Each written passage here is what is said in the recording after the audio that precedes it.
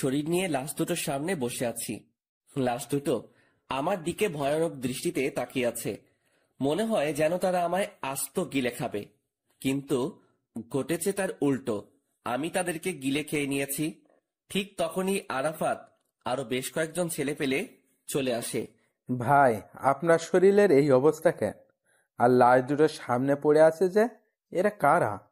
আরাফাত, এরা আমায় মারতে এসেছিল, কিন্তু তারা এটা জানে না যে যাকে তারা মারতে এসেছে সে একটা ভয়ঙ্কর নরপিশাচ। ওই বরাবরের মতন এই হলো, আমায় মারতে এসে নিজের প্রাণ হারালো। আচ্ছা শোন, লাশ দুটোকে গুম করে ফেল, এদের অস্তিত্ব সহ যেন কেউ কোনোদিন খুঁজে না পায়। আচ্ছা ভাই, আপনি সেসব নিয়ে একদম টেনশন করবেন না। আমরা লাশ দুটোকে জায়গা মতো দাফন করে দিব। কেউ আর কোনোদিন তাদের খোঁজও পাবে না। আর ভাই, আপনি এবার গিয়ে রক্তমাখা শরীরটা ধুয়ে ফেলুন। আচ্ছা, আমি গেলাম, তোরা এদিকটা সামলে ফেল। তারপর সেখান থেকে বাসায় চলে এলাম। বাসায় এসে ওয়াশরুমে ঢুকে নিজেকে ধুয়ে মুছে হায়না থেকে মানুষের রূপে ফিরিয়ে আনলাম। রাত বাজে 11টা। বাসায় আমি ছাড়া আর কেউ নেই, আর থাকবেই বা কি করে? আমার তো পরিবার বলতে কেউ নেই, তাই একা বাসা নিয়েই থাকি। তারপর ফ্রেশ হয়ে এসে শুয়ে পড়লাম। খাওয়া দাওয়ার কোনো মুড নেই আজকে, কারণ যেদিনই কাউকে দুনিয়া থেকে বিতাড়িত করি সেদিনই খাওয়ার মুড থাকে না, তাই সেভাবেই ঘুমিয়ে পড়লাম। পরের দিন সকালবেলায় ঘুম থেকে উঠে রেডি হয়ে নিলাম, কারণ কলেজে যেতে হবে। ও হ্যাঁ, আমার পরিচয় তো দেওয়াই হয়নি। চলেন কলেজে যেতে যেতে সংক্ষিপ্ত করে পরিচয়টা দিয়ে দেই। আমি আকাশ মাহমুদ, সেটা তো কারোর অজানা নয়। পড়ালেখা অনার্স শেষ বর্ষ। পরিবার বলতে কেউ নেই, ছোটকাল থেকেই এতিমখানায় বড় হয়েছি। বাকি সমস্ত কিছু গল্পের সাথে থাকলে জানতে পারবেন।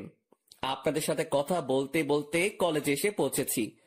আমি কলেজের গেট দিয়ে প্রবেশ করতেই সবাই আমাকে দেখে মাথা নিচু করে ফেলে, কারণ তারা সবাই আমাকে ভালো করে চিনে। যে কলেজে ঘাটতেরা কেউ যদি থাকে সেটা হলাম আমি, তাই ভয়ে কেউ কখনো লাগতে আসে না। আর আমি এই পুরো কলেজে নিজের হুকুমত চালাই। আমার মুখের উপরে কথা বলবে এমন কোন বাপের বেটা জন্ম নেয়নি এই কলেজে। ঠিক তখনই আমার ক্লোজ ফ্রেন্ড মামুনের সাথে দেখা হয়। পুরো কলেজে এই মামুন এই মাত্র একজন ব্যক্তি যে কিনা আমার সবচাইতে কাছের মানুষ। তার সাথেই আমার সমস্ত উঠা বসা।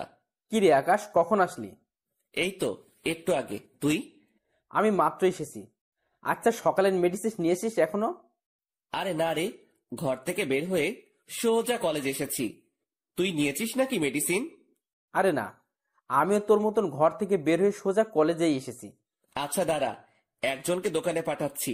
ঠিক তখনই পাশ দিয়ে একটা ছেলে হেঁটে যাচ্ছিল। এই এদিকে আয় তো। ছেলেটা আকাশের ডাক শুনে তাড়াতাড়ি আকাশের কাছে আসে। জি ভাইয়া। পকেট থেকে টাকা বের করে ছেলেটার হাতে ধরিয়ে দিলাম। যা তো সামনের দোকান থেকে 2টা বেনসন সিগারেট নিয়ে আয়। ভাইয়া প্লিজ, টাকাটা আপনার কাছে রেখে দিন, আমি আমার টাকা নিয়ে আনতেছি। আরে লাগবে না, তুই টাকাটা নে। ভাইয়া প্লিজ, আপনি টাকাটা রেখে দিলে অনেক খুশি হতাম। আচ্ছা ঠিক আছে, যা। তারপর ছেলেটা সিগারেট আনতে চলে গেল। মামুন এত সময় ধরে এই মেডিসিনের কথাই বলছিল। আচ্ছা বল, কিরকম হালচাল তোর? এই তো দোস্ত, তোর? আমার আর কি, ওই একই রকম কাটে দিনকাল। আচ্ছা আকাশ, তোকে তো একটা কথা বলতে ভুলে গেছি। আজ নাকি কলেজে অনার্স প্রথম বর্ষের অ্যাডমিশন পরীক্ষা হবে। সেই বিষয়ে কি তুই কিছু জানিস? হ্যাঁ শুনেছিলাম। যাক, শুনলে তো ভালো, কারণ প্রথম সেকশনের অ্যাডমিশন হলে তো তোদেরকে কলেজের নিয়ম সম্পর্কে অনেক কিছু জানাতে হয়। সিনিয়রদেরকে রেসপেক্ট করার বিষয় সম্পর্কেও তাদেরকে অবগত করতে হয়। মামুন, তুই মনে হয় এখনো সেই পুরনো দিনে পড়ে আছিস। শোন, তোকে একটা কথা বলি, কলেজে অ্যাডমিশন নিলেই বাকিদের মুখে আমাদের সম্পর্কে জেনে যাবে তারা। নিজেদের নাম ডাক ঢোল বাজিয়ে ওদেরকে জানানোর কোনো প্রয়োজন নেই। হ্যাঁ ঠিক বলেছিস। আসলে জিনিসটা আমার মাথায় ঘুরপাক খাচ্ছিল, কারণ গতবার নেতা মুজিবের ছোট ভাই এইসব নিয়ে কত ঝামেলাই না করলো। থাক, বাদ দে এখন ওসব কথা। ছোট ভাই সিগারেট নিয়ে এসেছে। এই যে ভাইয়া, আপনাদের সিগারেট। ধন্যবাদ ভাইয়া তোকে। আচ্ছা, কোনো সমস্যা হচ্ছে তোর কলেজে? ভাইয়া, একটা ছেলের সাথে একটা কথা নিয়ে বাড়াবাড়ি হয়েছে। সে আমাকে মারার হুমকি দিছিল। কোন ডিপার্টমেন্টের সে? আমাদের ডিপার্টমেন্টের। এখন সোজা গিয়ে ওরে বলবি আকাশ ভাই তোরে ডাকতেছে, ওরে সাথে নিয়ে তুই সহ এখানে আসবি। আচ্ছা ভাইয়া। আমি আর মামুন বসে বসে আড্ডা দিচ্ছি। একটু পর ছেলেটা তার ডিপার্টমেন্টের ছেলেটাকে সঙ্গে করে নিয়ে আসে আমার কাছে। ছেলেটা মাথা নিচু করে দাঁড়ায় আছে। কিরে, তুই নাকি ওরে মারবি বলে হুমকি দিছিস? ছেলেটা চুপচাপ দাঁড়িয়ে আছে আকাশের সামনে। কিরে, কথা বলস না কেন? আমি যে তোকে কিছু জিজ্ঞেস করেছি সেটা কি তোর কানে যায় নাই? ভাই হ্যাঁ দিছিলাম হুমকি। ছেলেটার কথা শুনে রাগ উঠে গেল। আমি কলেজে থাকতে একজন আরেকজনকে মারার হুমকি দেয়। রাগটা আর কন্ট্রোল করতে পারলাম না, ঠাস করে একটা থাপ্পড় বসাই দিলাম ছেলেটার গালে। আজকের পর ওইসব চিন্তা মাথা থেকে ঝেড়ে ফেল। এই ছেলে আমার ছোট ভাইয়ের মতন, ওরে মারা তো দূরের কথা, ওসব নিয়েও যদি ভাবিস তাহলে সোজা উপরের টিকিট কাইটটা হাতে ধরাই দিব। ভাই আমার ভুল হয়ে গিয়েছে, আজকের পর কোনোদিন ওর সাথে ভেজাল করব না। শুধু ওর সাথে কেন, কারোর সাথেই করব না। হয়েছে, যা এবার ক্লাসে যা।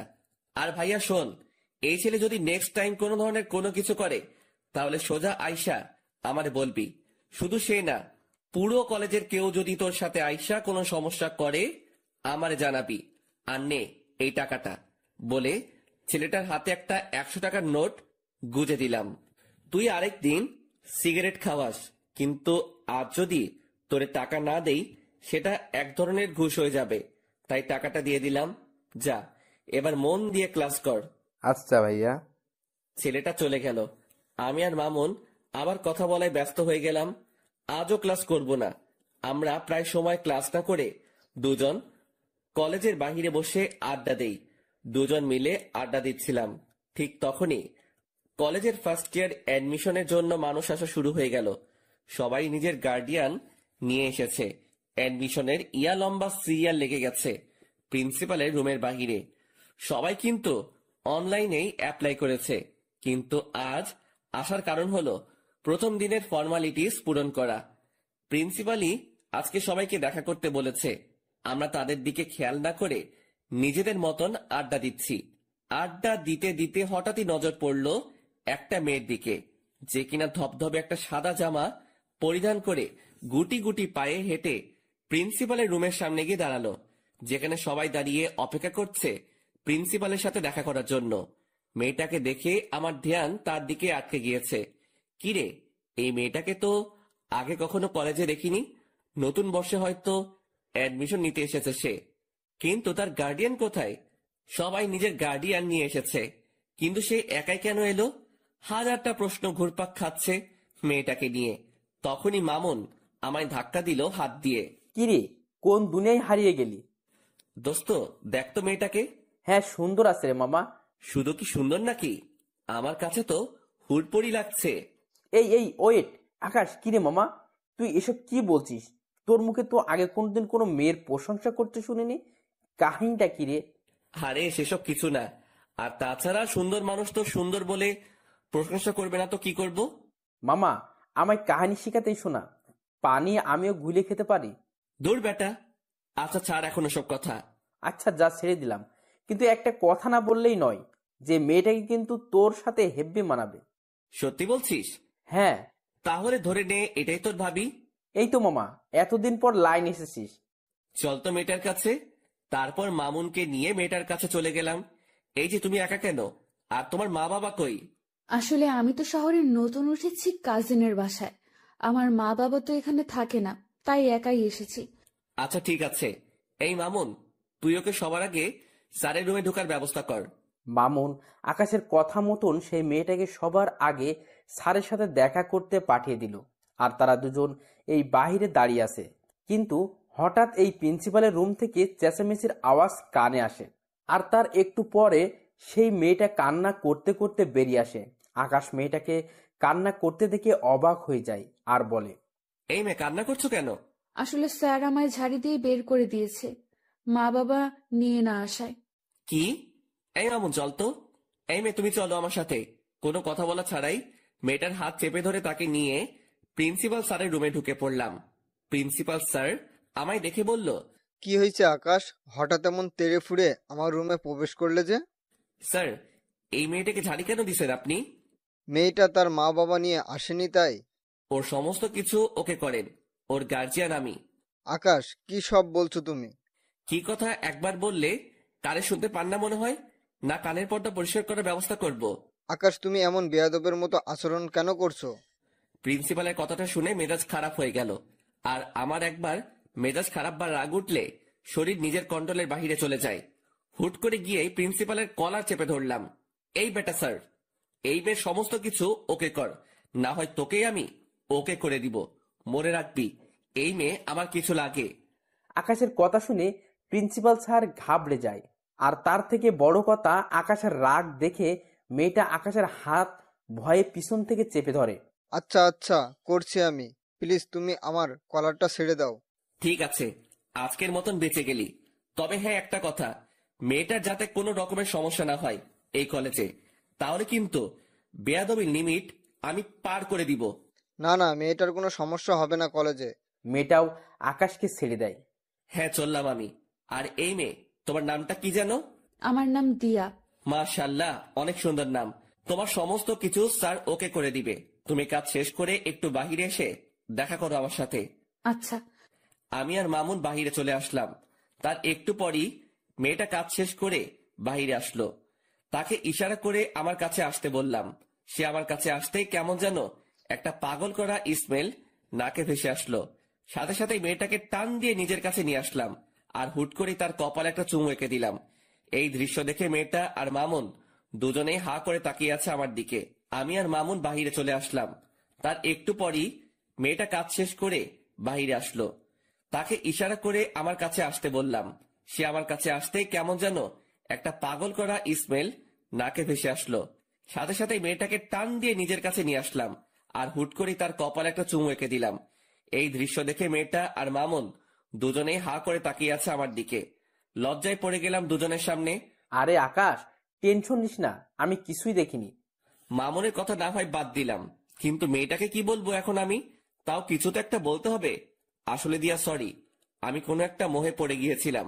দিয়া আকাশের কথার কোনো উত্তর না দিয়ে চুপচাপ দাঁড়িয়ে আছে। দিয়া, তুমি কি রাগ করলে? না, রাগ করিনি। তাহলে ঠিক আছে, দেখে আমার পাশে বসো। দিয়া আমার কথা মতন আমার পাশে এসে বসলো। আমার ভিতরে কিছু একটা প্রবল গতিতে দৌড়াদৌড়ি করছে, কিন্তু কি সেটা বুঝে উঠতে পারছি না।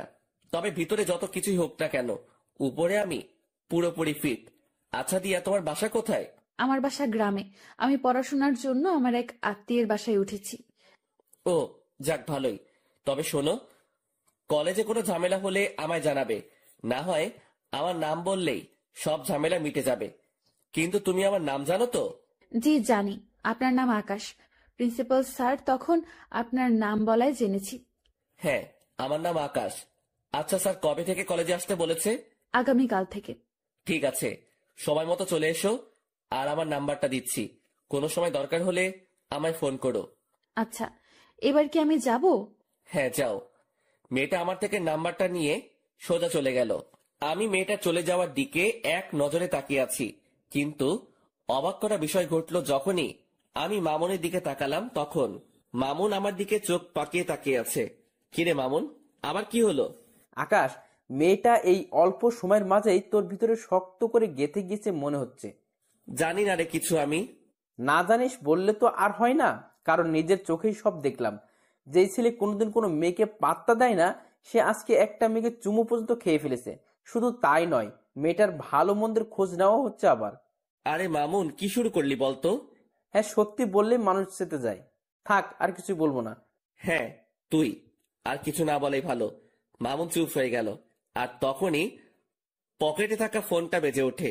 ফোনটা হাতে নিয়ে দেখি ছোট ভাই আরাফাতের ফোন। সাথে সাথে ফোনটা রিসিভ করলাম। কিরে, হঠাৎ এই সময় ফোন দিলি যে? কিছু হয়েছে নাকি? না ভাই, তেমন কিছু না, তবে বিশাল একটা জিনিস হাতে লেগেছে। কি?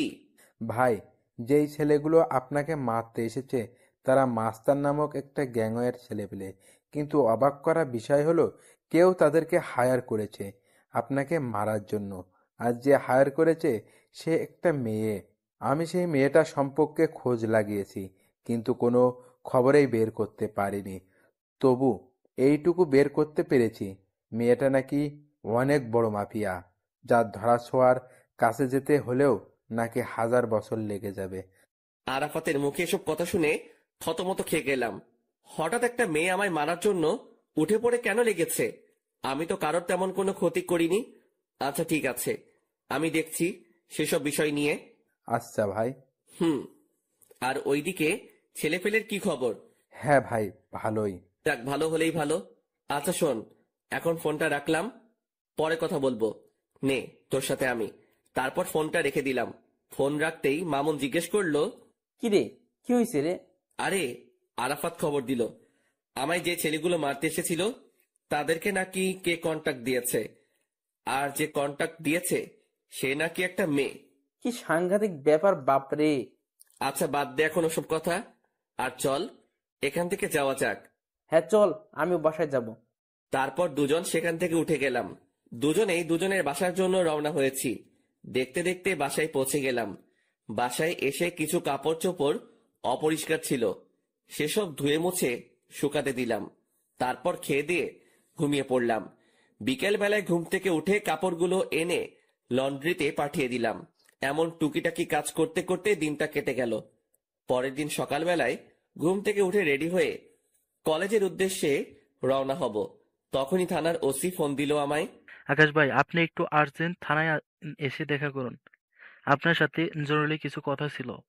আচ্ছা স্যার, আজকে কলেজ শেষ, তাই আবার বাসায় ঢুকে ব্যাগটা রেখে ঘরটা তালা দিয়ে বের হয়ে গেলাম। তারপর সোজা থানার পথে রওনা হলাম। হঠাৎই মাথায় এলো দিয়া আজ কলেজে আসবে, আর আজকেই তার প্রথম দিন। তাড়াতাড়ি মামুনকে ফোন দিলাম। হ্যাঁ দোস্ত বল।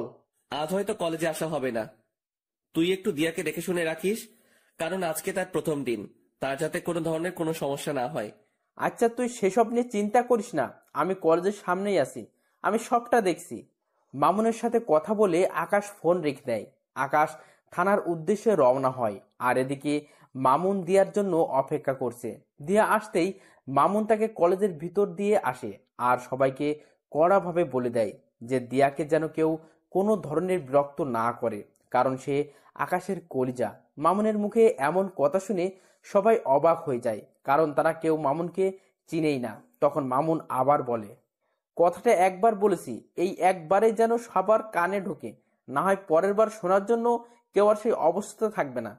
মামুনের কথায় সবাই বিষয়টাকে নিজের ভিতরে ফিট করে নেয় যে এই মেয়েকে কোনো রকম প্যারা দিলে জীবন হারাতে হবে, কারণ যেই ছেলে পুরো ক্লাসের সামনে এমন উঁচু গলায় কথা বলতে পারে সে মানুষও খুন করতে পারবে। অন্যদিকে মামুন তাদের বলে ক্লাস থেকে বের হয়ে যায়। দেখতে দেখতে সময় পার হয়ে যায়। আকাশ থানার ওসির সাথে এখনো বসে বসে কি যেন জরুরি কথা বলছে। ঠিক তখনই দিয়ার নাম্বার থেকে আকাশের কাছে ফোন আসে। সে দিয়ার ফোন দেখে চমকে ওঠে। কিরে, হঠাৎ কি কারণে দিয়া ফোন দিল? না, ফোনটা রিসিভ করি। ফোনটা রিসিভ করতে অপর পাশ থেকে দিয়ার কান্নার আওয়াজ ভেসে আসলো। ফোনের অপর পাশ থেকে দিয়ার কান্নার আওয়াজ শুনে কলিজাটা মোচড় দিয়ে ওঠে। এই দিয়া, কি হয়েছে? আপনি কোথায়? তাড়াতাড়ি কলেজে আসেন, আমার আপনাকে প্রয়োজন। আচ্ছা আসছি, কিন্তু কি হয়েছে সেটা তো বলবে। ব্রেকের সময় আমি কলেজ থেকে একটু বের হয়েছিলাম, তখনই হুট করে কোথা থেকে যেন একটা ছেলে আসে আর আমার সাথে অসভ্যতামি শুরু করে। শুধু তাই নয়, সেখানে একটা ছেলে আমার ওড়নায় টান দিয়ে ধরে বলে আমার শরীর নাকি তার চাই। দিয়ার মুখে এই সমস্ত কথা শুনে পায়ের রক্ত মাথায় উঠে যায়। সাথে সাথে ওসির সামনে থেকে উঠে হাঁটা দিলাম। আকাশ ভাই, কোথায় যাচ্ছেন আপনি? স্যার, আমার একটা জরুরি কাজ পড়ে গেছে, আমি আপনার সাথে পরে কথা বলবো এই বিষয়ে। সাথে সাথে ওসি স্যারের সেখান থেকে বের হয়ে জলদি কলেজের উদ্দেশ্যে রওনা হলাম। আর যেতে যেতে মামুনকে ফোন দিলাম। হ্যালো মামুন। আরে আকাশ, আমি এখনই তোকে ফোন দিতাম। দিয়াকে নাকি কিছু ছেলে উত্ত্যক্ত করছে কলেজের বাইরে। তো তুই কোথায় ছিলি? আরে তুই তো জানিসই, এই যে তুই কলেজে না থাকলে আমার ভালো লাগে না, তাই আমি দিয়াকে তার ক্লাসে ঢুকে দিয়ে সবাইকে তার বিষয়ে বলে দিয়েছি। পরে আমি কলেজ থেকে বের হয়ে যাই, আর কলেজ থেকে বের হওয়ার আগে একটা ছোট ভাইকে বলেও দিয়েছে এসেছিলাম যাতে করে দিয়ার কোনো সমস্যা না হয়, আর সেই আমাকে ফোন দিয়ে সেই সব ছেলের কথা বলল। আচ্ছা, তুই যেখানে আছিস না কেন তাড়াতাড়ি কলেজে আয়, আমিও আসছি। তারপর ফোনটা রেখে দিয়ে সোজা কলেজে পৌঁছাতে দেখি মামুনও গাড়ি থেকে নামছে মাত্র। তাড়াতাড়ি গাড়ি থেকে নেমে মামুনকে নিয়ে কলেজের ভিতরে চলে গেলাম। ঠিক তখনই মামুনের ঠিক করা সেই ছোট্ট ভাইটা এসে বলল, ভাইয়া, ছেলেগুলো নাকি আপুর সাথে অনেক অসভ্যতম করেছে। তুই চিনিস সেই ছেলেগুলোকে? আসলে ভাইয়া, আমি তখন সেখানে ছিলাম না, তাই তাদেরকে দেখিনি। আচ্ছা, দিয়া কোথায়? ওই যে ভাইয়া, দিয়া আপু প্রিন্সিপালের রুমে বসে কান্না করছে। আমি এবং প্রিন্সিপাল স্যার অনেকবার আপুকে জিজ্ঞাসা করেছি ছেলেগুলোর ব্যাপারে, কিন্তু আপু কোনো কিছু বলছে না, শুধু বসে বসে কান্না করছেন। মাথার রক্ত পুরো টকবক করছে। তাড়াতাড়ি প্রিন্সিপাল স্যারের রুমে চলে গেলাম। সেখানে গিয়ে দেখি দিয়া বসে বসে কান্না করছে। সে আমাকে দেখতে পেয়ে দৌড়ে এসে আমায় জড়িয়ে ধরে ফুপিয়ে কান্না করে দিল। এই দিয়া, প্লিজ শান্ত হও, আমি এসে গেছি। তুমি কি ওই ছেলেগুলোকে চিনো? দিয়া ফুপাতে ফুপাতে আকাশকে বলে, না, আমি চিনি না। আচ্ছা, শুধু এইটুকু বলো যে ছেলেগুলো তোমার সাথে অমনটা করে কোন দিকে গিয়েছে? তারা আমার সাথে অসভ্যতামি করে কলেজের ভেতরেই ঢুকেছে। দিয়ার কথা শুনে বুঝতে বাকি রইল না যে ছেলেগুলো আমার কলেজের এই ছেলে পেলে। দিয়া, তুমি তাদেরকে দেখলে চিনতে পারবে তো? হ্যাঁ। এই মামুন, কলেজের গেটটা আটকে দিয়ে আয়। আর দিয়া, তুমি আমার সাথে চলো। দিয়াকে সাথে নিয়ে প্রতিটা ক্লাসের ছেলে পেলেকে দেখাতে লাগলাম। পুরো কলেজের ক্লাস করা বন্ধ হয়ে গিয়েছে আমার জন্য। দিয়াকে সাথে নিয়ে সমস্ত সেকশন ঘুরতে লাগলাম। ঘুরতে ঘুরতে অনার্স দ্বিতীয় বর্ষের কক্ষে ঢুকতে দিয়া আমাকে আঙুল দিয়ে দেখিয়ে দিল ওই যে ছেলেপেলেগুলো। নিজেকে আর কন্ট্রোল করতে পারলাম না, সাথে সাথে গিয়ে সব কয়টা ছেলেপেলেকে কলার ধরে ক্লাসরুমের বাহিরে নিয়ে আসলাম। মামুন দুইটাকে ধরে নিয়ে এসেছে। আমি নিচ থেকে আসার সময় কাঠের একটা টুকরো নিয়ে উঠেছিলাম হাতে করে, সেটা দিয়ে এলোপাতাড়ি মারতে শুরু করলাম সব কয়টা ছেলেকে। সারা কলেজ পুরো থমকে গিয়েছে আমার মাইক দেখে। মারতে মারতে ছেলেগুলোকে আধমরা করে ফেলেছি। সব কয়টার হাত মুখ ফেটে রক্ত পড়ছে, কিন্তু আমার রাগ যেন কোনোভাবে থামছে না। আমি মেরেই চলেছি ছেলেগুলোকে, আর অন্যদিকে ছেলেগুলো ষাঁড়ের মতন চেঁচাচ্ছে আর মাপ চাচ্ছে। ভাই, আমাদের ভুল হয়ে গিয়েছিল। তোদের ভুলের গুষ্টি মারি বলে ধ্রাম করে এক বাড়ি দিয়ে একটাকে বেহুশ বানিয়ে ফেললাম। আর ঠিক সেই সময় কলেজের স্যাররা এসে পিছন থেকে আমায় ঝাপটে জড়িয়ে ধরলো আর বলতে লাগলো, আকাশ, প্লিজ তুমি ছেড়ে দাও ছেলেগুলোকে। কে শুনে কার কথা? আমার কলিজায় তারা আঘাত করেছে, তাদেরকে তো আজকে আমি ছাড়ছি না। আমার মায়ের রেশ এখনো মিটেনি, কিন্তু স্যাররা আমায় পেঁচিয়ে ধরায় আমি আর মারতে পারছি না। তাই এক ঝাটকা দিয়ে স্যারদের থেকে নিজেকে ছাড়িয়ে নিলাম, তারপর আবার মারতে শুরু করলাম। সবাই আমার রাগ দেখে ভয় কাতর হয়ে আছে। স্যাররাও আমায় আটকাতে না পেরে ভয়ে আমার থেকে দূরে সরে যায়। আর ঠিক সেই সময় দিয়া এসে সবার সামনে আমাকে জড়িয়ে ধরে, আর আমি সাথে সাথে শান্ত হয়ে যাই। স্যাররা সবাই দিয়ার কাণ্ড দেখে অবাক হয়ে তাকিয়ে আছে দিয়ার দিকে, যে কে এই মেয়ে, যে আকাশকে কিনা আমরা অনেকেই মিলে থামাতে পারলাম না, আর সেখানে এই মেয়েটাকে ধরা মাত্রই সে সমস্ত রাগ মাটিতে ফেলে দিল। কেউ যেন কিছু বুঝে উঠতে পারছে না, সবাই অবাক দৃষ্টিতে দিয়ার দিকে তাকিয়ে আছে। তখনই দিয়া বলে ওঠে, এই আকাশ, আপনি প্লিজ শান্ত হন আর ওদেরকে ছেড়ে দিন, না হয়তো মরে যাবে ওরা। আচ্ছা ঠিক আছে, যাও, ছেড়ে দিলাম। কিন্তু সবাইকে একটা জিনিস জানানোর আছে। সবাইকে আজকে একটা কথা ক্লিয়ারলি বলে দিচ্ছি, আজকের পর যদি দিয়ার দিকে কেউ যদি আঙুল তুলে তাকিয়েছিস, তাহলে তার অবস্থা কিন্তু খুব ভয়াবহ হবে। আর স্যার, আপনারা এই জানোয়ারগুলোকে কি করবেন করেন। আকাশ, দেখো ছেলেগুলো যা করছে অনেক জঘন্য কাজ করেছে, তাই তাদেরকে আমরা কলেজ থেকে বের করে দিব। আর তুমি দয়া করে নিজের রাগকে একটু দমানোর ট্রাই করো। হ্যাঁ মানছি, তোমার অনেক নাম ডাক আছে, আর তুমি কলেজের জন্য অনেক বড় একটা ভূমিকা পালন করো। তুমি না থাকলে হয়তো আমাদের কলেজের দাঙ্গা ফাসাদ সেগুলো লেগেই থাকতো। শুধু তাই নয়, অন্যান্য কলেজের ছেলেপেলেরাও আগে এসে এই কলেজের ছেলেদের সাথে ঝামেলা করতো, কিন্তু তুমি আসার পর তা আর হয় না। তবে একটা জিনিস তোমার মাথায় রাখতে হবে, যে এই কলেজের শিক্ষক যারা আছেন তারা তোমার গুরুজন, তাই সেই বিষয়টা একটু খেয়াল রাখিও। জি স্যার, সেটা খেয়াল রাখবো।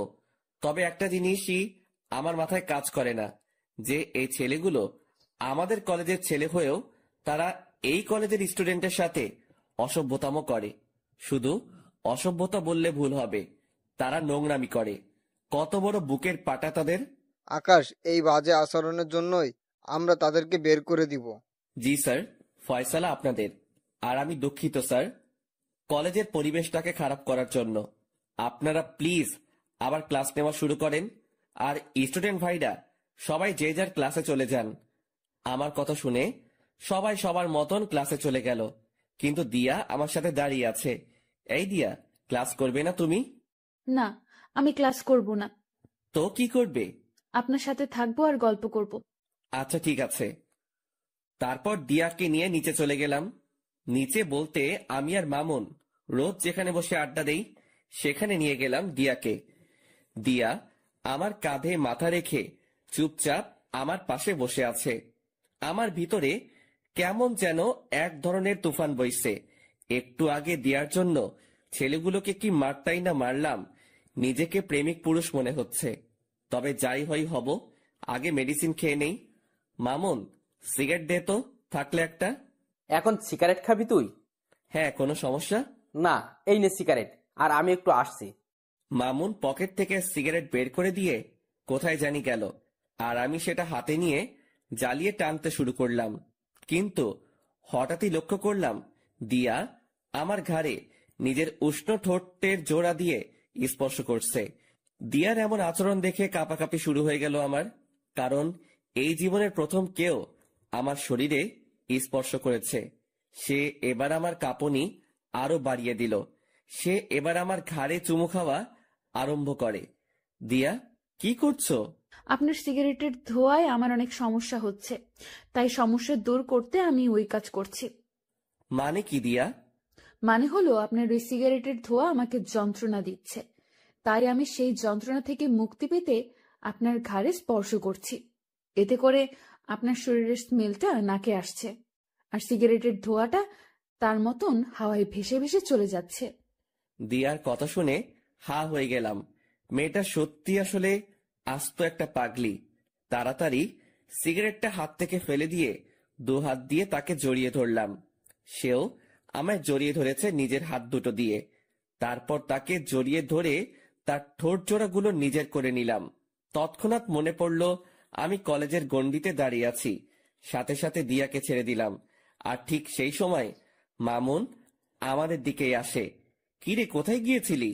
আরে, বাইরে গিয়েছিলাম একটু।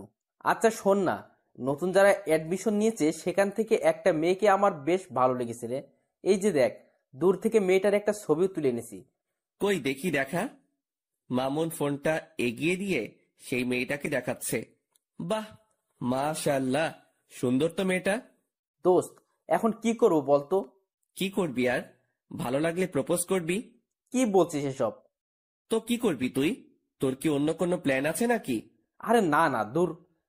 তাহলে যেটা বলেছি সেটাই কর। আর তবে আগে একটু ভালো করে দেখে শুনে নে, পরে গিয়ে প্রপোজ করিস। আর দরকার হয় দিয়া তোকে সাহায্য করবে এই বিষয়ে। আমাকে তো দেখালেন না মেয়েটাকে, তাহলে কিভাবে সাহায্য করব? আচ্ছা নাও দেখো তুমি। মামুন ফোনটা এগিয়ে দিয়ে মেয়েটার পিকটা দিয়াকে দেখালো। সে মেয়েটাকে দেখে থতমত খেয়ে যায়, আর আকাশ জিনিসটা লক্ষ্য করে। কি হয়েছে দিয়া? না না, কিছু না। তো মুখের বুলি বন্ধ হয়ে গেল কেন? কই মুখের বলি বন্ধ হয়েছে আমার? আমার তো দিব্যি কথা বলছি। আচ্ছা, তাহলে বলো মেয়েটা কেমন দেখতে, আর মামুনের সাথে মানাবে কিনা? মোটামুটি সুন্দরী। আর মামুন ভাইয়ের সাথে মানাবে বলতে রং ঠং দেখে তো মনে হচ্ছে মানাবে, কিন্তু পরে কি হয় কে জানে। পরে কি হবে মানে বুঝলাম না। আরে আমি বলতে চেয়েছি যে মেয়েটার কোনো রিলেশন টিলেশন আছে কিনা, সেসব নিয়ে জেনে শুনে এগোতে। ও হ্যাঁ, মামুন তুই সেসব বিষয় জেনে এগোবি। আচ্ছা। আচ্ছা চল এবার উঠা যাক। আর দিয়া, এবার বাসার দিকে যাওয়া দরকার। হ্যাঁ, আমিও চলে যাব। ঠিক আছে চলো, তোমায় গাড়িতে উঠিয়ে দিয়ে আসছি। তারপর দিয়াকে গাড়িতে উঠিয়ে দিয়ে আমি বাসায় চলে আসলাম। মামুনও চলে গেল। আমি গাড়ি থেকে নামতেই দেখি বাসার সামনে কয়েকজন ছেলে পেলে দাঁড়িয়ে আছে। ছেলেগুলোকে দেখে মনের মধ্যে একটা বাড়ি খেলো। কিরে, ছেলেগুলো কারা? না, গিয়ে দেখি। আর একটু সামনে যেতেই দেখতে পেলাম আরাফাত ঘরের দরজায় বসে আছে। সে আমাকে দেখতে পেয়ে উঠে দাঁড়িয়ে গেল। কিরে, হঠাৎ তুই এখানে? আর ছেলেপেলেগুলো কে? ভাই, একটা জিনিস দেখাতে এসেছি আপনাকে। আর ছেলেগুলো আমাদের দলেরই ছেলেপেলে, কিছুদিন আগে আমাদের গ্রুপে জয়েন হয়েছে। ও আচ্ছা, কি দেখাবি দেখি, দেখা। আরাফাত পকেট থেকে ফোন বের করে আকাশের হাতে দিয়ে বলে, ভাই, ছবিটা দেখেন। এই ছবির মেয়েটাই নাকি সেই মাফিয়া মেয়েটা যে আপনাকে মারার জন্য ছেলেগুলোকে সুপারি দিয়েছিল। আরাফাতের হাত থেকে ফোনটা নিয়ে ছবিটার দিকে তাকাতেই বড় সড়ো একটা শক খেলাম। ও আল্লাহ, কি করে সম্ভব এটা? এটা তো সেই মেয়ে যাকে মামুন পছন্দ করে, যার ছবি সে আমাকে আর দিয়াকে দেখিয়েছিল। আরাফাত, তুই কি শিওর এটাই সেই মেয়ে? ভাই, তথ্য তো সেমনটাই পেলাম। কিন্তু আমার কেন জানি মনে হচ্ছে এই মেয়েটা সেই মাফিয়া মেয়েটা না। তবে আমার সন্দেহের তালিকা থেকেও বের করতে পারছি না, কারণ এই মেয়ের পিক মামুন এনে দেখালো, আবার সেই মেয়ের সাথেই মাফিয়া মেয়েটার সংযুক্ত। সবকিছুই কেমন যেন গোলমাল পাকিয়ে যাচ্ছে।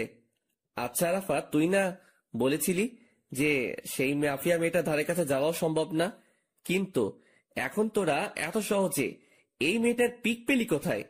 হ্যাঁ, আমি বলেছিলাম, কিন্তু ভাই, খবরই তো এই মেয়ের পিকে দিল। ভালো করে দেখ কোনো ভুল মেয়ের পিক দিয়েছে কিনা। ভাই, সেটা কি করে সম্ভব? যে আমাদের জন্য সব সময় কাজ করে, যে আমাদেরকে সব সময় সমস্ত রকমের তথ্য দেয়, সেই মানুষটা আশা করি আমাদেরকে ভুল ইনফরমেশন দিবে না। তাও ঠিক বলেছিস। আচ্ছা ঠিক আছে, মেয়েটার বিষয়টা আমি দেখছি, কারণ মেয়েটা আমার চোখের সামনেই চলাচল করে বা করতে হবে। ওকে ভাই। আরাফাতরা চলে গেল, কিন্তু আমার ভিতরে এখনো সেই জিনিসটা ঘুরপাক খাচ্ছে যে আরাফাত যার ছবি দেখালো সেই মেয়েটাই কি সেই মাফিয়া? না, এর উত্তর আমার জানা নেই। তবে একটা জিনিস বলতে পারি যে এই মেয়েটাই যদি সেই মাফিয়া হয় তাহলে মামুনকে সতর্ক করতে হবে আমার, কিন্তু সে না কোনো আবার ভুল বুঝে বসে। দূর, কিছুই যেন ভাবতে পারছি না, আর যা হবে পরে দেখা যাবে। আগে নিজের মাথা ঠান্ডা করি, তারপর বাসায় ঢুকে বিছানায় গা এলিয়ে দিলাম। সাথে সাথে ঘুম চলে আসে। গোসল, খাওয়া দাওয়া সমস্ত কিছুই রসাতলে গিয়েছে। এক ঘুমে বিকাল হয়ে গেল। ঘুম থেকে উঠে ফ্রেশ হয়ে নিলাম, তারপর গায়ে শার্ট লাগিয়ে বাসা থেকে বের হয়ে গেলাম। আর বের হওয়ার সময় মামুনকে ফোন দিয়ে পার্কে আসতে বললাম। তারপর আমি বাসা থেকে বের হয়ে সোজা পার্কে চলে গেলাম। সেখানে গিয়ে দেখি মামুন আগে থেকেই হাজির। কি রে, তুই কখন এলি? আরে একটু আগেই আসলাম। আচ্ছা মামুন, তোর যে মেয়েটাকে ভালো লেগেছে তার সম্পর্কে কিছু জানিস কি? আরে না, তেমন কিছু জানি না, তবে তার নাম আর তার বিষয়ে টুকটাকি কিছু জানতে পেরেছি। মেয়েটার নাম হলো ফাহা, আর সে নাকি অনেক চুপচাপ স্বভাবের একটা মানুষ। কোনো ছেলের সাথে নাকি সে মিশে না, আর তার এই জিনিসটাই আমার সবচাইতে বেশি ভালো লেগেছে। তার নামটা যেমন সুন্দর, তার চাল চলনও তেমন সুন্দর। আমার যে করেই হোক ফাহাকে চাই, ওকেই আমি নিজের বউ বানাবো। মামুনের কথা শুনে কিছু বলার মতন ভাষা খুঁজে পাচ্ছি না, কারণ ওর বিষয়ে যা জানি তা মামুনকে বললে তার মন খারাপ হয়ে যাবে। আর তাছাড়া সে আমায় ভুলও বুঝতে পারে, যে তার ভালো আমার সহ্য হয় না। না, ওকে এখন কিচ্ছুই বলা যাবে না, কারণ এখনো পুরোপুরি শিওর না যে সেই মেয়েকে। আগে আরো পাকাপোক্ত ভাবে শিওর হয়ে নেই, পরে না হয় মামুনকে জানাবো। আচ্ছা শোন, যাই করিস না কেন ভেবে চিন্তে করবি। হ্যাঁ, সেটা তো করবই। আচ্ছা চল, চা বা কফি কিছু খাওয়া যাক। হ্যাঁ চল। মামুনের সাথে একটা কফি শপে গেলাম। পরে সেখানে বসে কফি খেতে খেতে অনেকটা সময় আড্ডা দিলাম। পরে ঘরে চলে এসেছি। তারপর নিত্যদিনের ন্যায় সেদিনটাও কাটিয়ে দিলাম ঘরের মাঝে। পরের দিন সকালবেলা ঘুম থেকে উঠে কলেজে চলে গেলাম। আজ নিয়ত করেছি ক্লাস করব, তাই সেই মোতাবেক ব্যাগে বই নিয়ে কলেজে এসেছি। ঠিক তখনই মামুনের দেখানো সেই মেয়েটা আমার চোখের সামনে দিয়ে হেঁটে তার ক্লাসরুমে চলে গেল। আমি তার দিকে বাঁকা চোখে তাকিয়ে আছি, দেখছি কোন রকম কিছু চোখে পড়ে কিনা, কিন্তু কিছুই পড়ল না। তবে একটা জিনিস নোটিশে করেছি, মেয়েটা কেমন যেন স্বাভাবিক না। মানুষ হাঁটাচলা করলে আশেপাশে একটু হলেও দেখে, কিন্তু তার নজর ছিল একদম মাটির দিকে। মেয়েটাকে নিয়ে মনের ভিতরে একটা কৌতূহল জাগলো, তাকে নিয়েই ভাবছিলাম। ঠিক তখনই দিয়া এসে আমাকে হাতের আঙ্গুল দিয়ে খোঁচা দেয়। এই যে মশাই, কি করছেন? আর এত গভীর মনোযোগ দিয়ে কি ভাবছিলেন? আরে না, তেমন কিছু না, এমনি দাঁড়িয়ে আছি। আচ্ছা তুমি কখন এলে? এই তো এক্ষুনি। আপনি? আমি একটু আগে এসেছি। আচ্ছা শোনো, তোমায় একটা দায়িত্ব দিলে সেটা পালন করতে পারবে? কি দায়িত্ব? তুমি মামুনের পছন্দ করা মেয়েটার দিকে নজর রাখো তো, যে সে কি করে বা তার আচার আচরণ কেমন। হঠাৎ ওই মেয়েকে নিয়ে আপনার চিন্তার মাত্রা বাড়লো কেন শুনি? আরে, মামুন আসলে মেয়েটাকে অনেক ভালোবেসে ফেলেছে, তাই তার বিষয়ে একটু ভালো মন্দ জানার জন্য তোমায় বললাম আর কি। কারণ আমি চাই না আমার বন্ধু কোনো খারাপ মেয়ের সাথে রিলেশনে যাক। আরে, সে তো খারাপ না। মানে, তার বিষয়ে তুমি কি করে জানলে? আসলে হয়েছে যে মেয়েটার চলাচল দেখে খারাপ মনে হয়নি, সেটা বলতে চেয়েছিলাম। দিয়ার কথা শুনে কেমন যেন একটা খটকা লাগলো। আচ্ছা, তাও খবর নাও, আর এখন গিয়ে সোজা ক্লাসে মন দিবে। আর একটা কথা, আমি যেন কখনো তোমায় কোনো ছেলের সাথে হাসি ঠাট্টা করে কথা বলতে না দেখি। বারে, হাসি ঠাট্টা করলে কি হবে? কারণ তুই খালি আমার সাথে হাসি ঠাট্টা করবি। কেন? আমি আপনার সাথে কেন হাসি ঠাট্টা করতে যাব? কারণ তুই আমার। ইস, আমায় কি নিজের নামে রেজিস্ট্রি করে রেখেছেন নাকি? মেয়েটার কথা শুনে মেজাজটা খারাপ হওয়ার উপক্রম হচ্ছে। হ্যাঁ, তোকে আমি নিজের নামে রেজিস্ট্রি করে নিয়েছি, আর এখনো করব বলে এক টান দিয়ে দিয়াকে নিজের বাহুডরে নিয়ে নিলাম। তারপর তার সমস্ত মুখমণ্ডলে চুমু খেতে লাগলাম। চুমু খেতে খেতে তার ঠোঁটে এসে আটকিয়েছি। হঠাৎই সে আমার থেকে নিজেকে ছাড়িয়ে নিল। আই, পাগল হয়ে গেছেন আপনি? মানুষের সামনে এমন আচরণ কেউ করে? আমি করি, কারণ তুই খালি আমার। আচ্ছা ঠিক আছে, আমি না হয় আপনার, কিন্তু মানুষজন দেখলে কি ভাববে বলুন তো? কে কি ভাববে সেসব নিয়ে আমার কোনো মাথা ব্যথা নাই। আমার মাথা ব্যথা হচ্ছে তোমাকে নিয়ে। তুমি কোনো ঝামেলা না করলেই হয়। আচ্ছা হয়েছে, এবার পাগলামো বন্ধ করুন। আর আমি কোনো ঝামেলা টামেলাতে নেই, আর ঝামেলা করতে চাইলেও তো করতে পারবো না, কারণ আপনি আমায় আস্ত গিলে খেয়ে ফেলবেন। শুধু গিলে খাবো না, সেদিন একদম জোর করে তোকে নিজের করে নিব। দুনিয়ার মহলে আর আসতে দিব না। বাপ রে বাপ, কি সিরিয়াস টাইপ মানুষ আপনি। হ্যাঁ, আমি অনেক সিরিয়াস। আচ্ছা, এবার ক্লাসে যাও। অনেকটা সময় নষ্ট হয়েছে কথা বলে। তোমার ক্লাসও হয়তো শুরু হয়ে গিয়েছে। ঠিক আছে, যাচ্ছি। দিয়া ক্লাসে চলে গেল, আর অন্যদিকে আমি আমার মতন ক্লাসে চলে এলাম। সবাই আমাকে ক্লাসে দেখে চুপচাপ হয়ে গেল। আমার ক্লাসের স্যার এখনো আসেনি। আমি স্বাভাবিকভাবে একটা টেবিলের উপরে বসে পড়লাম। তার কিছু সময় পর মামুন আসলো। সে এসে আমার পাশে বসলো। দুজন একটু কথা বলে স্যারের জন্য অপেক্ষা করছি। কিছুক্ষণ পর অপেক্ষার প্রহর কাটলো। স্যার ক্লাসে আসলো, এসে ক্লাস নিতে শুরু করলো। আজ অনেক কয়টা ক্লাস করেছি, আর মাত্র 1 ঘন্টা বাকি। এই মামুন, আজকের মতো ক্লাস এখানেই শেষ রে। আজকে আর ক্লাস করব না। আচ্ছা চল, আমিও বেরিয়ে যাব। শেষ ঘন্টা না করে মামুনের সাথে বেরিয়ে গেলাম। ক্লাস থেকে বের হয়ে মামুনকে বললাম, মামুন চল তো, দিয়ার ক্লাস থেকে ঘুরে আসি। হ্যাঁ চল, এই সুযোগে আমি ফাঁকে দেখতে পারবো। মামুনকে নিয়ে দিয়ার ক্লাসে চলে গেলাম। দিয়া আমাকে দেখতেই ক্লাস না করে সকলের সামনে ব্যাগ হাতে নিয়ে চলে গেল। এই দিয়া ক্লাস করবে না? না, আমি আর ক্লাস করব না। এই মেয়ে, আর 1 ঘন্টা আছে খালি ক্লাস শেষ হতে। ক্লাসটা শেষ করে বের হও একদম। দিয়া হঠাৎ করেই সকলের সামনে চেঁচিয়ে ওঠে। এই যে আমি বলেছি না যে আমি আর ক্লাস করব না। এই দিয়া, এতটা হাইপার হচ্ছ কেন তুমি? কারণ আমার এখন আর ক্লাস করতে ইচ্ছে করছে না, কিন্তু আপনি আমাকে ক্লাস করতে জোর করছেন, তাই হাইপার হয়েছে। তো কি করবে এখন? কি করব আর, আপনার সাথে বসে বসে ভালো কিছু মুহূর্ত কাটাবো। দিয়ার কথা শুনে ভিতরে লাড্ডু ফুটেছে মতন অবস্থা। আচ্ছা ঠিক আছে, দিয়াকে নিয়ে আমাদের বসার অবস্থানে চলে এলাম। মামুনও আমাদের সাথে এসেছে। দোস্ত, মেয়েটাকে দেখতে পেলি?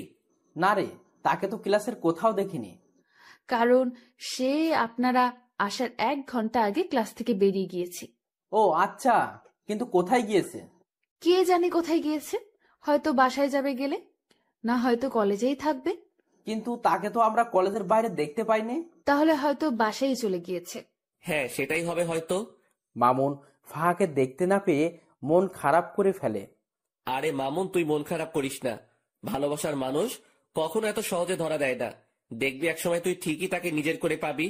জানি না রে কি আছে কপালে, তবে মেয়েটা আমার কলিজার গেথে গিয়েছে। মামুনকে কি বলে সান্ত্বনা দিব জানি না, তবে মন থেকে খালি দোয়া এটাই করি যে সেই মেয়েটা যেন ভালো হয়, আর মামুনের সাথে যেন তার সমস্ত কিছুই সঠিকভাবে হয়। কিন্তু বর্তমানে মামুনের চেহারাটা পুরো আধার হয়ে আছে। ওকে সান্ত্বনা দেওয়ার মতন ভাষা খুঁজে পাচ্ছি না। তখনই মামুন বলে ওঠে, আকাশ, তোরা থাক, আমি বাসায় চলে গেলাম। আচ্ছা ঠিক আছে, চল আমরাও আজকে বাসায় চলে যাব। কিন্তু শোন, কালকে সেই মেয়েটা কলেজে আসলে আমি তোর বিষয়টা দেখব। তুই ভালো করে জানিস যে আজ পর্যন্ত কোনো কাজে আমি ফেল হইনি। সো তোর ব্যাপারেও হব না। ধন্যবাদ বন্ধু। তারপর সবাই সবার মতন বাসায় এসে গেলাম। দিয়াকে তার বাসায় পাঠিয়ে দিয়ে মামুন আর আমি যে যার মতন চলে গেলাম। এদিকে আমি বাসায় আসতেই দরজার নিচে একটা খাম চোখে পড়লো। কে যেন একটা খাম আমার দরজার নিচে রেখে গেছে। কৌতূহল করে সেটা হাতে উঠালাম। সেটা হাতে নিয়ে বুঝতে পারলাম খামটার ভিতরে কোনো একটা কিছু আছে। তারপর খামটা খুলতেই দেখি ভাঁজ করা একটা সাদা কাগজ। কৌতূহলটা যেন আরো বেড়ে গেল। কাগজের ভাঁজটা খুলে দেখি কিছু লেখা আছে কাগজটাতে। কোনো কিছু না ভেবেই লেখাটা পড়তে শুরু করলাম। আপনি যাকে আপন ভাবছেন সে আপন নয়। মনে রাখবেন, বিকেল বেলায় সূর্য মেঘের আবরণে ঢেকে গেলে পরের সকালে সেই সূর্যই আবার নতুন রূপে আকাশে উদিত হয়। তারপর আর কিছু লেখা নেই। লেখাটা পড়ে আমার ভিতরটা মোচড় দিয়ে উঠল, কারণ লেখাটা আমায় কি ইঙ্গিত করতে চাইছে তা আমি বুঝে ফেলেছি। তাড়াতাড়ি কাগজটা ভাঁজ করে পকেটে রেখে দিলাম। তারপর চাবি দিয়ে দরজা খুলে বাসায় ঢুকে সোফায় গা ছেড়ে দিয়ে বসে পড়লাম। মাথাটা ভো ভো করে ঘুরছে। মনে হচ্ছে যেন নিজের ভিতরেই ঘূর্ণিঝড় বইছে। অনেকটা সময় সোফাতে বসেই কাটিয়ে দিলাম। দেওয়াল ঘড়িটার দিকে নজর পড়তেই দেখি ঘড়ির কাঁটা 2টা ছাড়িয়ে গেছে। তাড়াতাড়ি সোফা ছেড়ে উঠে ফ্রেশ হতে চলে গেলাম। কিছুক্ষণ পর ফ্রেশ হয়ে ওয়াশরুম থেকে ফিরে আসলাম। তারপর খাবার খেতে খেতে মাথায় আসলো আরাফাতের কথা। যেই ভাবা সেই কাজ। তাড়াতাড়ি খাওয়া দাওয়া সেরে আরাফাতকে ফোন লাগিয়েছি। হ্যাঁ ভাই, বলেন। শোনো, আমার কেন জানি মনে হচ্ছে মাফিয়া মেয়েটা আমার খুব নিকটে। তুই সেই মেয়েটা সম্পর্কে একটু ভালো করে জাস্টিফাই কর। আচ্ছা ভাই। তারপর ফোনটা রেখে দিলাম। কিন্তু আমার মনের ভিতরে বাড়ি খাচ্ছে অন্য কিছু নিয়ে। আমার মনে হয় না যে সেই ফাহা মেয়েটাই মাফিয়া। ধুর, এসব নিয়ে আর ভাবতে পারছি না। মাথায় আর চাপ না নিয়ে ঘুমিয়ে পড়লাম। বিকেল বেলায় মামুনের ফোন পেয়ে ঘুমটা ভেঙে গেল। কিরে মামুন, হঠাৎ ফোন দিলি যে? তোর সাথে একটু জরুরি কথা ছিল। তুই এখন কোথায় আছিস? কোথায় থাকবো আবার, বাসায় আছি। আচ্ছা, রেডি হয়ে শপিং মলে চলে আয়। ওকে। তারপর ফোনটা রেখে দিয়ে রেডি হয়ে শপিং মলে চলে গেলাম। সেখানে গিয়ে দেখি মামুন চোখ মুখ কালো করে বসে আছে। কিরে, কি হয়েছে রে? আকাশ, আসলে আমার কাছে একটা মেইল এসেছে। সেখানে কে যেন 2 বাক্যের কিছু একটা লিখে পাঠিয়েছে। কি সেটা? সেখানে লেখা আছে, ভাবিয়া করিবেন কাজ, না হয় হয়ে যাবে দের। আপনি যা হোক সাধারণ ভাবিতেছেন, সে আসলে ভয়ঙ্কর এক রক্তচোষা। এই লেখাটা কে যেন মেইল করেছে। এটার মানে কি আকাশ? মামুনের মেইলের 2 শব্দের বাক্য শুনে ভিতরটা পুরো শুকিয়ে গেছে। কারণ এই 2 শব্দের বাক্যটার অর্থ আমার জানা। মামুন আসলে কেউ একজন আমাদেরকে অনেক সতর্ক করতে চাইছে যে আমরা হয়তো কোনো বড়সড় বিপদে ফাঁসতে চলেছি। তাই কেউ একজন আমাদেরকে আড়াল থেকে বাঁচাতে চাইছে। কি সব বলছিস আকাশ? আমি সত্যিই বলছি, কারণ তোকে মেইল করেছে আর আমাকে দিয়েছে চিঠি। এই সমস্ত কিছুর পিছনে একজন আছে। সে হচ্ছে মাফিয়া মেয়েটা। আর সেই মাফিয়া মেয়েটাই হয়তো আমাদের আশেপাশে ঘুরঘুর করছে আমাদেরকে মারার জন্য। আর আমরা তাকে ভালো মনে করে তার সাথে চলাফেরা করছি। তাই কেউ একজন আমাদেরকে সতর্ক করতে চাইছে। আকাশ, সবকিছুই যেন আমার মাথার উপর দিয়ে যাচ্ছে। আচ্ছা, তুই এসব নিয়ে টেনশন করিস না। তুই শুধু ফাহার বিষয়টা নিয়ে ভাব, বাকি সমস্ত কিছু আমি সামলে নিব। আরে, ওই মাফিয়া মেয়ের মতন কত শত মেয়ে আসছে আর গেছে, কোনো দিন কেউ কোনো ক্ষতি করতে পারিনি, আর পারবেও না। সো খামোখা টেনশন না করাই ভালো। আর যদি কিছু হয় সেটা সময় দেখা যাবে। আকাশ, তাও টেনশন হচ্ছে রে। একদিকে ফাঁকে নিয়ে টেনশন, অন্যদিকে সেই মাফিয়া মেয়েটা। আরে বেটা, কিসের এত টেনশন তোর? হ্যাঁ, আচ্ছা, যা বাদ দিলাম সমস্ত কিছু। এবার কি অর্ডার করব বল? যা খুশি কর। আচ্ছা। মামুন তার নিজের মতন খাবার অর্ডার করলো। তারপর দুজন মিলে খেয়ে দিয়ে অনেকটা সময় আড্ডা দিলাম। রাত বাজে 8টা। তারপর সেখান থেকে দুজনের মতন চলে এলাম। আমি বাসায় পৌঁছাতেই আরাফাত ফোন দিল। ভাই, অনেক বড় একটা জিনিস বের করেছি। কি? ভাই, যার ছবি দেখিয়েছি সে মাফিয়া মেয়েটা না। কেউ যেন বুঝে আমাদেরকে গোমরা করার জন্য সে মেয়ের পিক দিয়েছে। এখানে মাফিয়া মেয়েটা অন্য কেউ। ইন্না লিল্লাহ, যেটা ভেবেছিলাম সেটাই হয়েছে। আচ্ছা, ঠিক আছে, তোরা মাফিয়া মেয়েটার খোঁজ লাগানো চালু রাখ, আর আমি আমার মতন কাজ চালিয়ে যাচ্ছি। আচ্ছা ভাই। তারপর ফোনটা রেখে দিলাম। পরের দিন সকালবেলায় ঘুম থেকে উঠে কলেজে চলে গেলাম। কলেজে গিয়ে দেখি দিয়া কলেজের বাহিরে দাঁড়িয়ে আছে। দিয়া, বাহিরে দাঁড়িয়ে আছো কেন? আপনার জন্যই অপেক্ষা করছিলাম। ও তাই? হুম। আচ্ছা চলো, ভিতরে চলো। দিয়াকে নিয়ে কলেজের ভিতরে ঢুকে আমাদের সেই বসার প্লেসটাতে বসে পড়লাম। দিয়াকে আজ কেন জানি খুশি খুশি লাগছে, কিন্তু আমার ভিতরে সেই মেয়েটাকে নিয়ে জটলা পেকে আছে। এই যে আপনার চোখ মুখ কালো কেন? আরে না, এমনিতেই। আমার তো মনে হয় না যে এমনিতেই। আমার তো মনে হচ্ছে যে কিছু একটা হয়েছে। আরে না, বললাম তো। আচ্ছা ঠিক আছে, না হলে নাই। এবার দেখি আমাকে জড়িয়ে ধরে বসুন। হঠাৎ এমন পাগলামো করার মানে? পাগলামো কোথায় করছি? হ্যাঁ, আমি আমার প্রিয় মানুষটাকে জড়িয়ে ধরতে চেয়েছি, এটাতে পাগলামো কোথায়? দিয়ার কথা শুনে মুখে তালা লেগে গেল। মেয়েটার মনেও হয়তো আমার জন্য জায়গা হয়ে গিয়েছে, কিন্তু সে স্থির নেই। সে নিজেই আমাকে জড়িয়ে ধরে কাঁধে মাথা রাখলো। ঠিক তখনই দেখি ফাহা নামক মেয়েটা আসছে, আর তার পিছনে পিছনে মামুন। দিয়া, আমায় ছাড়ো তো একটু, আমি ফাহার সাথে একটু কথা বলবো মামুনকে নিয়ে। দিয়া আমার কথা শুনে আমায় ছেড়ে দিল। আমি সেখান থেকে উঠে ফাহার কাছে চলে গেলাম। এই যে ফাহা, তোমার সাথে আমার কিছু কথা আছে। ভাইয়া, আমি জানি আপনি আমায় কি বলবেন, কিন্তু বিশ্বাস করুন, আমার মনের অবস্থা ভালো নেই। কিছু একটা নিয়ে অনেক ঝামেলায় আছি। যদি কিছু মনে না করেন, তাহলে কথাটা কালকে বললে হয় না? ফাহার কথা শুনে থতমত খেয়ে গেলাম। আমি কি বলতে চাইছি সেটা সে জানলো কি করে? মাথায় তো কিছুই খেলছে না। তাও নিজেকে স্বাভাবিক রেখে বললাম, আচ্ছা ঠিক আছে, কালকে বলবো। ধন্যবাদ ভাইয়া। মেয়েটা তারপর চলে গেল, আর তখনই মামুন এসে হাজির। দোস্ত, কি বলবো রে? তেমন কিছুই বলেনি, আর বলবেই বা কি করে? কারণ আমি তোর কথা তো তাকে বলিনি, কারণ তার নাকি আজ মন খারাপ, তাই সে কালকে শুনবে বলেছে আমার কথা। ও আল্লাহ জানে কি রিয়াকশন আছে ওর। মামুন, তুই নিশ্চিন্ত থাক। আর একটা জিনিস আমি লক্ষ্য করেছি, সে কিন্তু তোর বিষয়ে অলরেডি খবর পেয়ে গিয়েছে, কারণ তার হাবভাব দেখে সেটা আমি বুঝে নিয়েছি। সেটা কি করে জানলো? কি করে জেনেছে সেটা আমি জানি না, তবে সে যে জেনেছে সেটা আমি শিওর। আকাশ, এখন কি হবে আল্লাহ জানে। কি হবে আর? সে তোর বউ হবে। আকাশ, তুই ঠাট্টা করছিস এখনো? ঠাট্টা না, সত্যি বললাম। সত্যি হলে তো ভালোই। আচ্ছা চল এবার ক্লাসে যাওয়া যাক। তারপর সবাই সেখান থেকে উঠে যে যার মতন ক্লাসে চলে গেলাম। আজও প্রায় অনেক কয়টা ক্লাস করেছি, তবে শেষের ঘন্টাটা করিনি। শেষের ঘন্টা না করে আমি আর মামুন কলেজের বাহিরে একটা খালি জায়গা আছে, সেখানে দাঁড়িয়ে দাঁড়িয়ে সিগারেট খাচ্ছি। হঠাৎই দেখি সেদিন কলেজের যে ছেলেগুলোকে আমি মেরেছিলাম দেওয়ার জন্য, সেই ছেলেগুলো আরো সাথে অনেক ছেলে পেলে মিলে আমার দিকেই এগিয়ে আসছে। সবার হাতেই লাঠি ছোটা। ছেলেগুলোকে দেখে আমি মামুনকে বললাম, মামুন, তাড়াতাড়ি জায়গা ত্যাগ কর এখান থেকে। কিন্তু কেন? কারণ এখানে একটা বড়সড় ঝামেলা হবে। তুই তাড়াতাড়ি জায়গা ত্যাগ কর, আমি এদিকটা দেখছি। না, আমি তোরে ছেড়ে কোথাও যাচ্ছি না।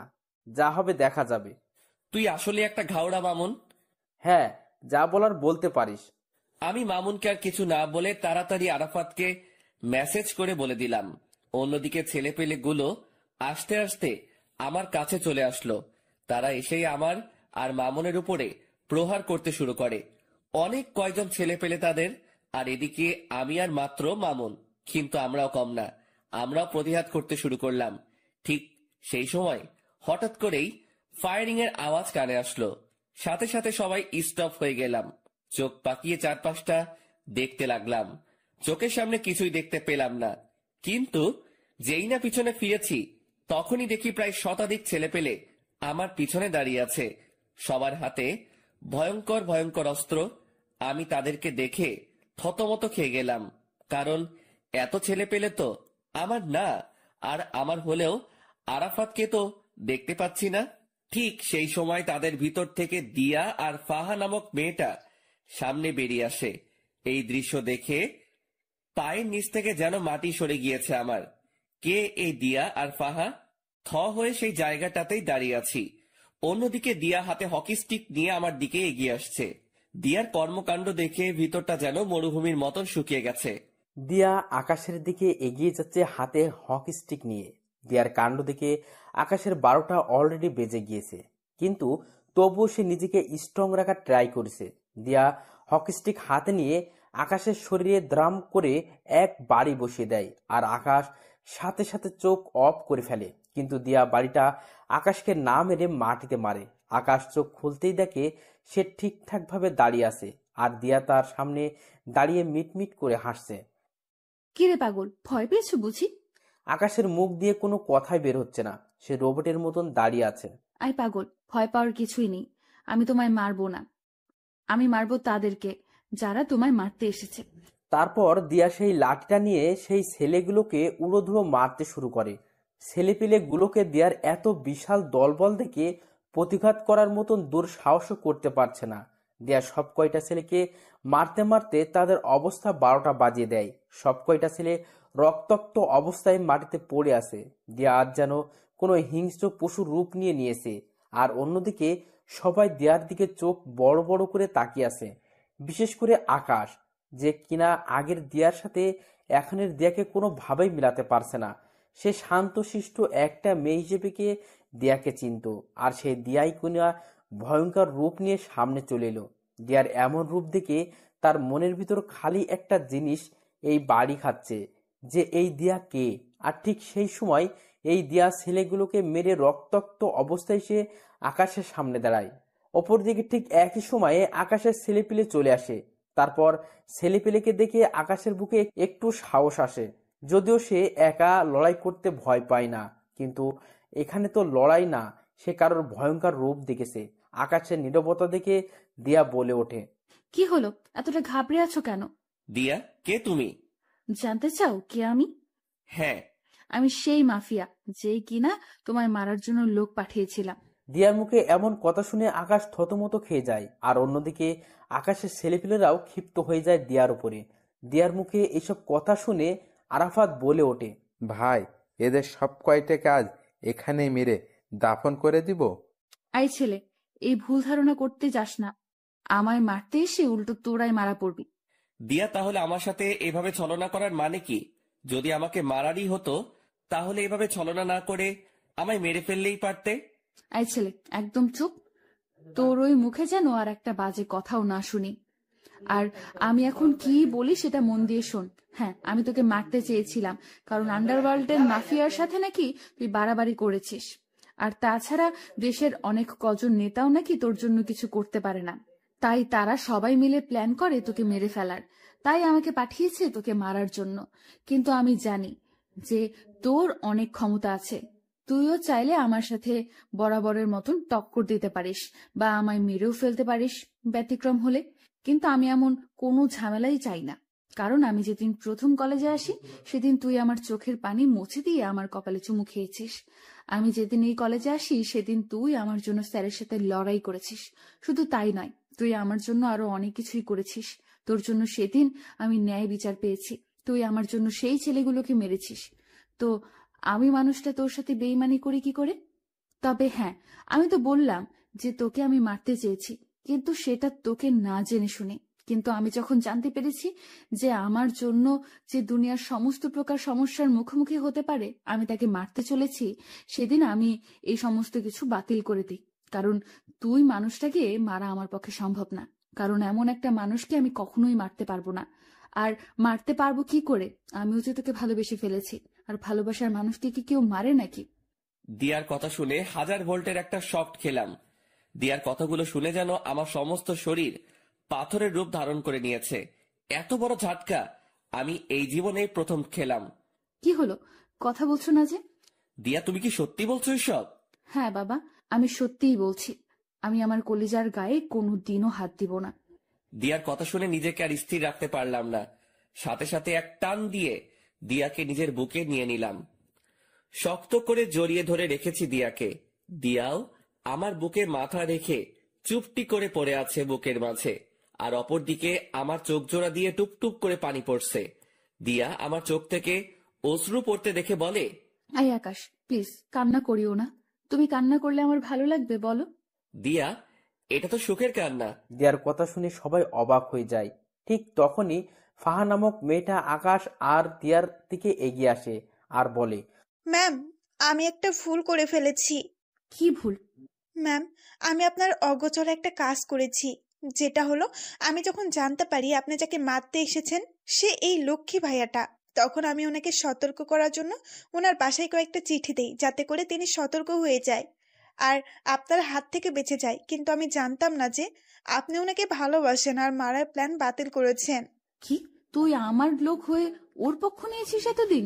ম্যাম সরি, আসলে বিশ্বাস করুন ভাইয়াটা মানুষের ভালো করতে গিয়ে বড় বড় নেতাদের কাছে খারাপ হয়েছে। শুধু তাই নয়, ওনার জন্য এই কলেজে কোনো নারী ঘটিত সমস্যা হয় না।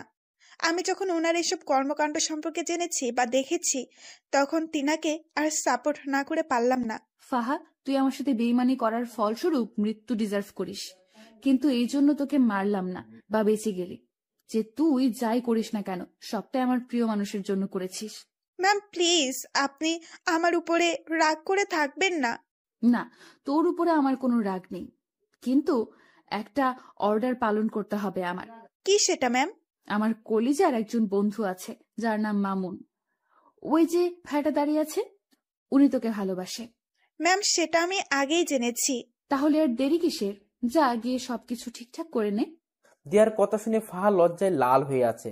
এই যে লজ্জা পাওয়ার কিছুই নেই, যা বলেছি গিয়ে সেটা কর। আর আপনারা সবাই যে যার মতন চলে যান। যাদেরকে মেরেছি তারা এইভাবে পচে মরুক। আকাশ, তুমিও তোমার ছেলে পেলেকে চলে যেতে বলো। আচ্ছা। এই আরাফাত, তোরা সবাই চলে যা, তোদের সাথে আমার পরে কথা হবে। আচ্ছা ভাই। তারপর সবাই সবার মতন চলে যায়। আকাশের ছেলেপেলেরাও চলে যায়, আর অন্যদিকে দিয়ার কথা মতন তার লোকেরাও চলে যায়। আর এদিকে আকাশ দিয়াকে নিয়ে কলেজের ভিতরে প্রবেশ করে। তারপর তাদের বসার স্থানে গিয়ে দুজন মিলে বসে বসে গল্প করতে শুরু করে। এই যে আকাশ সাহেব, আমি না সরি, আপনাকে আমার সমস্ত সত্যি আগেই বলা উচিত ছিল। দিয়ার কথা শুনে আবারও থতমত খেয়ে গেলাম, কারণ মেয়েটা মিনিটে মিনিটে তার রূপ পরিবর্তন করছে। এই দিয়া, তুমি না একটু আগে আমায় তুই আর তুমি বলে ডাকছিলে, কিন্তু হঠাৎ করে আপনিতে চলে আসলে কেন? আরে বলেছি না যে আমি আপনার আগে সেই দিয়া হয়ে যাব, তাই আপনি করে বলছি। এই পাগলি মেয়ে, তার একদম কোনো দরকার নেই। হ্যাঁ, তুমি আগের মতন হয়ে যাও, কিন্তু তুমি বলেই ডাকো, কারণ তোমার মুখে আপনি থেকে তুমি শুনতেই বেশি ভালো লাগে। তাই বুঝি? তাই। আচ্ছা দিয়া, তোমায় একটা কথা বলি। হ্যাঁ বলো। তুমি যে আমায় মারতে এসে মারলে না, এতে কি তোমার ক্ষতি করবে না ওরা, যারা তোমায় আমাকে মারার জন্য ঠিক করেছে? ইস, বললেই হলো নাকি? ওরা কি জানে যে আমার কলিজার কত পাওয়ার? ওরা কি জানে যে আমায় মারতে হলে তাদেরকে বিশাল একটা শক্তিশালী বটগাছ কাটতে হবে, যে বটগাছটা আমাকে ভালোবাসা দিয়ে বেষ্টন করে রেখেছে? দিয়ার কথা শুনে শরীরটা নাড়া দিয়ে উঠল খুশিতে। দিয়া, সত্যি তোমাকে পেয়ে আমি অনেক খুশি। আমিও তোমাকে পেয়ে অনেক খুশি। দিয়া আর আকাশ কথা বলছে নিজেদের মতন। ঠিক সেই সময় মামুন আর ফাহা মিটমিট করে হাসতে হাসতে তাদের দিকে এগিয়ে আসে। কিরে বেটা মামুন, ফাহাকে পেয়ে আজ অনেক খুশি মনে হচ্ছে? হ্যাঁ রে দোস্ত, আজকে আমি অনেক খুশি। যাক, তোর খুশিতেই আমরা খুশি। আচ্ছা আয়, সবাই মিলে একসাথে বসে আড্ডা দেই। তারপর সবাই মিলে আড্ডা দিতে থাকে। এই আড্ডার মাঝেই কেটে গেল একটা বছর। আজ আকাশ আর মামুনের গ্রাজুয়েশন কমপ্লিট হয়েছে। দেয়ার ফাহা খুশিতে আত্মহারা যে তাদের প্রিয় মানুষগুলো গ্রাজুয়েশন কমপ্লিট করছে। ঠিক সেই জায়গাটাতেই বসেই আর সবাই মিলে আড্ডা দিচ্ছে। এই বসাতেই আকাশ আর মামুন তাদের প্রিয় মানুষকে বিয়ে করে নেওয়ার প্ল্যান সাজিয়ে ফেলে। আগামী সপ্তাহে তাদের বিয়ে। দুই বন্ধুই একই দিনে বিয়ে করবে। দেখতে দেখতে বিয়ের দিন চলে আসে। দিয়ার পরিবার থেকে তার মা আসে, যিনি কিনা দিয়ার পরিবার, তার পরিবার আর কেউ নেই। অপরদিকে ফাহার পরিবার থেকে তার মা আর মামা আসে বিয়েতে। তার পরিবারও অনেক ছোট। মামার বিয়ে হয়ে গেছে, তিনি বউ নিয়ে আলাদা থাকেন। আর ফাহার আম্মু একাই থাকেন। আগে ফাহাও একসাথে থাকতো, কিন্তু তাদের পরিবারের অবস্থা খারাপ হওয়ায় ফাহা দিয়ার সাথে যোগ দেয়। আর দিয়াও পরিবারের চালাতে এই পন্থা অবলম্বন করে। দেখতে দেখতে দুই বন্ধুর বিয়ে হয়ে যায়। এদিকে বিয়ের সমস্ত কাজ সম্পন্ন হওয়ার পর আকাশ বাসর ঘরের সামনে দাঁড়িয়ে আছে। তারপর দরজা খুলে ভিতরে ঢুকে সে ভিতরে ঢুকে দেখতে পায় সারা বাড়ি অন্ধকার। সে দিয়াকে ডাক দেয়, কিন্তু দিয়া কোনো সাড়া শব্দ করে না। দিয়ার সাড়া শব্দ না পেয়ে হাতিয়ে হাতিয়ে সামনের দিকে এগিয়ে যায়। আর ঠিক তখনই কেউ একজন চাকু নিয়ে আকাশের পেটে ঢুকিয়ে দেয়। আকাশ সাথে সাথে চেঁচিয়ে ওঠে, আর সাথে সাথেই রুমের বাতি জ্বলে ওঠে। Happy birthday to you my dear কলিজা। অবাক হয়ে গেলাম রুমের অবস্থা দেখে, কারণ রুমটা পরিপূর্ণভাবে সাজানো, আর সামনে দিয়া, ফাহা, মামুন সবাই কেক নিয়ে দাঁড়িয়ে আছে। এই পাগল, ভয় পেয়েছো বুঝি? আমার পেটে কে যেন ছুরি ঢুকিয়ে দিয়েছে। আরে পাগল, ওটা খেলনা ছুরি ছিল। কি? বলে দিয়া, আর বাকি সবাই হেসে দেয়। দিয়া, তুমি আমার বার্থডে সম্পর্কে জানো কি করে? ও মা, এটা কি কথা? যাকে ভালোবাসি তার জন্মদিন সম্পর্কে জানবো না, এটা কি করে হয়? দিয়ার কথা শুনে খুশিতে আত্মহারা হয়ে গেলাম। এতটাই আত্মহারা হয়েছি যে দিয়াকে সবার সামনে জড়িয়ে ধরে কিস করে শুরু করলাম। আর তখনই মামুন বলে ওঠে, ভাই তুই থাম, আগে আমরা বের হয়ে যাই, কারণ আমাদেরও তো আজকে বাসর ঘর। পরে তুই যা করার করিস। যা ভাগ ফাহাকে নিয়ে। মামুন আর ফাহা তাড়াতাড়ি রুম থেকে বের হয়ে চলে যায়, আর আমি দিয়াকে আদর করতে শুরু করি। দিয়া আমার স্পর্শে কেঁপে কেঁপে উঠছে। শুধু তাই নয়, আমার পাঞ্জাবি খামচে ধরে রেখেছে সে। কিন্তু আমি দিয়াকে আদর করা বাদ দিয়ে কোলে উঠিয়ে নিলাম। তারপর তাকে নিয়ে গিয়ে বিছানায় শুইয়ে দিলাম। দিয়া তো লজ্জায় শেষ। সে ভালো করে বুঝতে পেরেছে যে এখন কি ঘটবে তার সাথে, তাই সে লজ্জায় মুখ বালিশে লুকিয়ে রেখেছে। কিন্তু আমার রোমান্টিক পাঠকগুলোর লজ্জা শরম নাই দেখে এখনো হ্যাঁ করে তাকিয়ে আছে সমস্ত কিছু দেখার জন্য। ভাই, এরপর আর কিছুই বলা যাবে না। ভাগেন সবাই। বউ আমার, ইতিহাসও আমি রচনা করব, কিন্তু মাঝে আপনারা এভাবে বাধা দিলে তো ইতিহাস রচনা করতে সমস্যা হবে। তাই বলি কি, এবার সবাই উল্টো রাস্তা ধরে কেটে পড়ুন।